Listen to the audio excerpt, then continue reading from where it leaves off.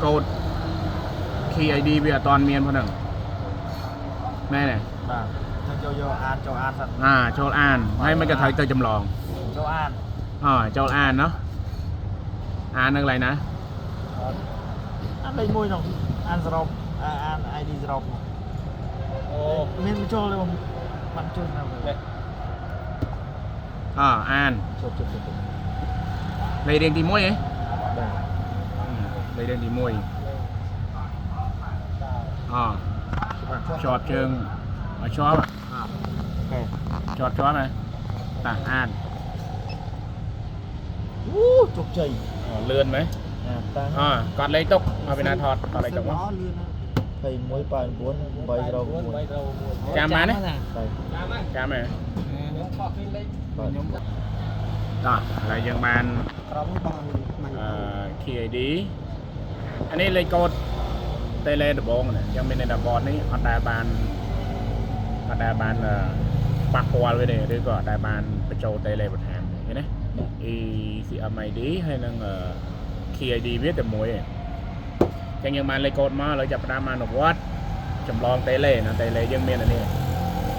តេឡេយើង K35 បតយើងក៏ត្រូវ K35 ដែរយកបត K97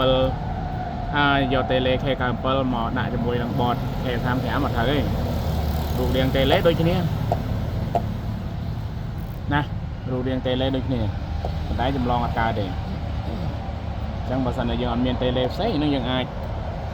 ផ្លាស់ប្ដូរទៅនៃ FU មកបាទ K97 ក៏បានតាមតេឡេមានផ្លាស់ប្ដូរទៅនឹងនៃ FU មកតាមតេឡេបាទឥឡូវតេឡេយើង K35 เนาะ FU K35 แล้วចាប់ដើមเนาะបាទចូលមុខងារម៉ាស៊ីនយើងបាទចុះឈ្មោះដំណើរការឲ្យក្រោយអាហ្នឹងយើងកត់យកហើយរកមើលនេះការចុះឈ្មោះដំណើរការប្រើ ID តេឡេចាណាអូខេមកបាទចាប់ដើមវាយលេខឥឡូវយើងចាប់ដើមវាយលេខកូដនេះលេខកូដដែលយើងបានមកនេះដល់វាយលេខកូដហ្នឹងដើម្បីចម្លងតេឡេចេញខាងបងឲ្យទៅមុខសិនបាទមកចេញឡើងលើណាលេខប៉ុន្មានលេខ2ហ៎2ចុចមួយទៀតមកអូខេទៅមុខទៀត1ទៅមុខទៀត1ទៀតហើយចឹងអូខេលេខប៉ុន្មានលេខ8ទៅមុខទៀត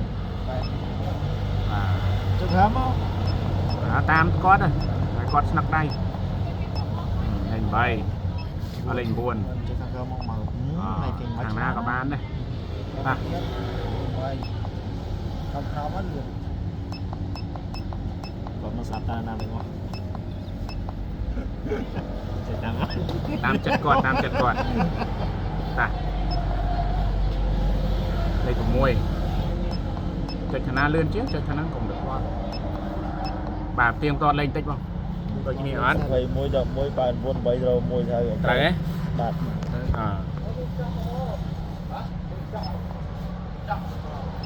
បើត្រូវយើងចាប់ដើមគូកងណាលឿនបាទហើយរងចាំការគូកងរហូតដល់9តុង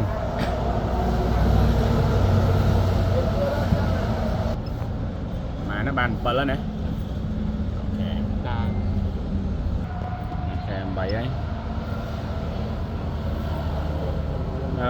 យើងអាហ្នឹងយើងចាំមើលតកតងការណែនាំណា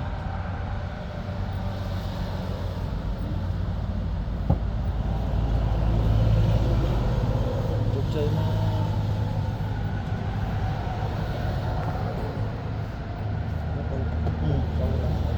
ចុចគេ